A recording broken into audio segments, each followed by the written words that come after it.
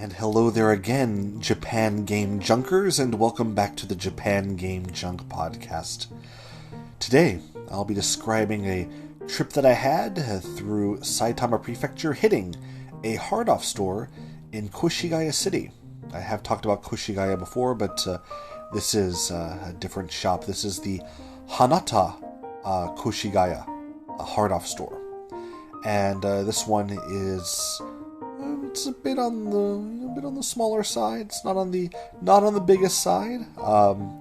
However, it is very clean. It's very nice, and it's worth a visit.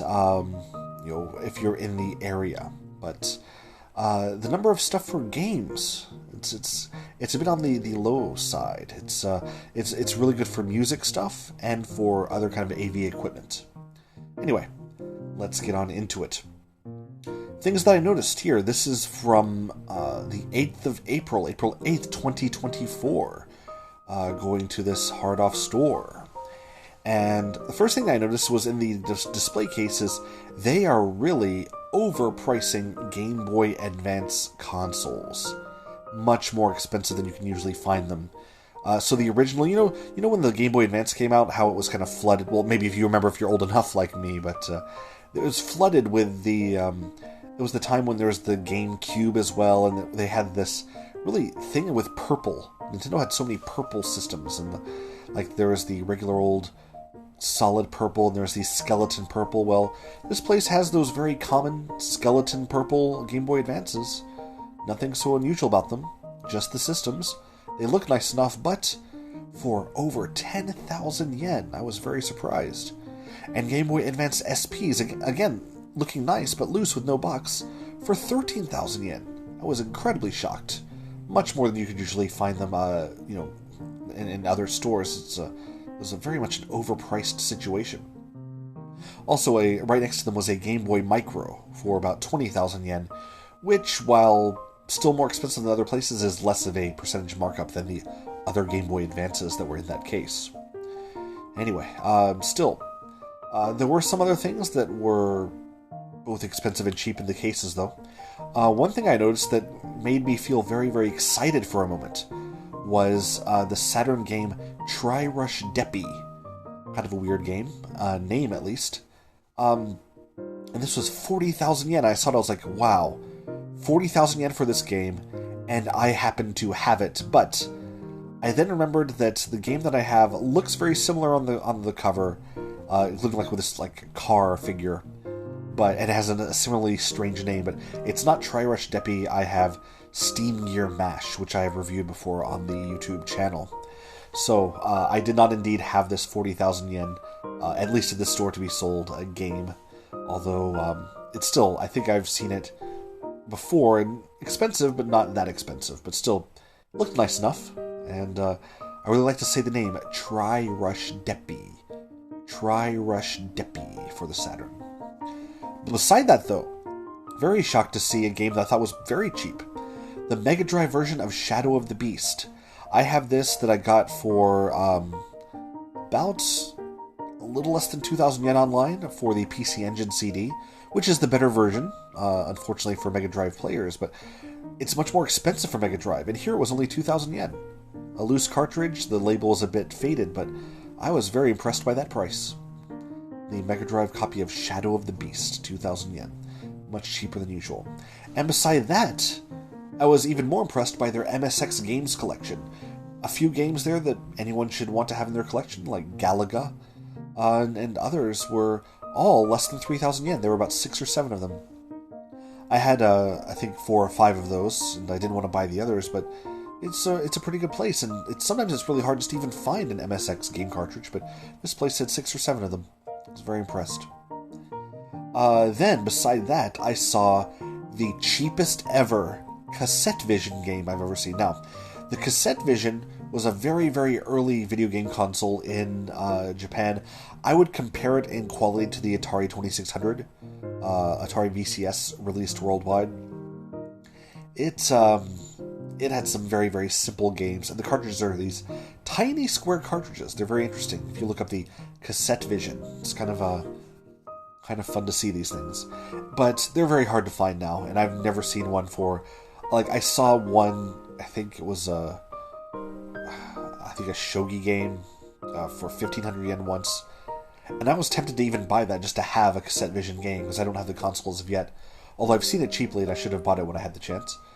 But this time, it was a Mahjong game, just Mahjong, the game, for cassette vision for 500 yen, and it looked to be in good condition. And if I were still of the mindset where I just want to have a game just to have it for a system, even if I don't have the system, I would have bought it then and there. But you know what? Now I'm thinking I should at least have a game system to play it if I have the game. So anyway, cheapest ever cassette vision game I've ever seen. 500 yen. And then one thing that I saw in the junk section of this hard off that was very interesting was a junk Dreamcast. It was beautiful. It looked shiny, like it had been cleaned inside and out. It was very, very impressive, and it was only 2,000 yen. However, it powered on and it works to the menu, but it does not read a disc. But as you may or may not know, right now there is a huge modding community for the Dreamcast. And one of the biggest things is that you can replace the CD reader with an SD card reader and put things like your Dreamcast ROMs on there, because it's very easy to pirate for the Dreamcast. I believe that some of the larger SD cards, the micro SD cards you can buy now, can actually hold basically all the Dreamcast games, something like that. I think I read that somewhere, I forgot, but anyway. You can get an official Dreamcast, like the real Dreamcast, using real memory units, using real controllers, real VGA cable to give it that great quality. And yeah, you could just put everything on an SD card there if you want to mod this. So a Dreamcast that is, the purpose can be maybe for modding. Really, really great condition for 2,000 yen at this Hanata Koshigaya hard-off store. So anyway, that is a bit about this certain hard-off shop where I have been. Oh, one more thing about the shop. A lot of great selection for records and laser discs. So if that's your thing, then it's good to go here. But unfortunately, this is not near enough to any kind of station to walk. You do need to be going there by car. But something else to note, if you're in the area, it is very, very close to the Campbelltown Bird Park. So Koshigaya City has a sister city, a twin city relationship with Campbelltown in Australia. And Koshigaya really loves this. They really promote it all the time. They try to use lots of English in various places. They really feel proud of this connection. And they have this bird park, this kind of it's a really great park, first of all, but also this one area, I believe it's only a 100 or 200 yen entrance fee, and you go in there and you can be in this big fenced-in place, and you have lots and lots of birds all around, and they're all of, they're kind of foreign birds, and they're interesting, and yeah, it's a fun place to go. And this one is very, very close to the hard-off I've been talking about. So if you find yourself in Koshigaya and you're not near the places I talked about in a previous episode, you're near for example, the Lake Town Shopping Center, you're not near that part of Koshigaya, then, if you're here in this kind of older part of town, near I think it's the Naka River, then yes, please, find yourself at this hard-off, and also find yourself at the Campbelltown Bird Park. It's a great way to spend some time with a tiny, tiny bit of fenced-in nature. And you can feel that you are part of something that's internationally cultural, with a very, very tiny entrance fee. It's definitely worth going. Oh, and they also have things like guinea pigs and a petting zoo there too. That's nice. So, there you go. Campbelltown Bird Park in Koshigaya of Saitama Prefecture. Along with Hanata Koshigaya Hanata hard-off. All there for you and your enjoyment. Although things are a bit pricey in the hard-off. Except for the cassette vision game that I mentioned before, and Shadow of the Beast, and that one Dreamcast that's broken. And also there was a nice Tamagotchi there that I don't have, that is rare, but it's still a bit too expensive for me. That's enough talking about this place, although Koshigaya is definitely a place for you to visit if you have the chance. Thank you again. Please have a wonderful, amazing, incredible, exotic, erotic day. And I hope that you will hear me again soon, as I am very beautifully voiced and genius. Goodbye.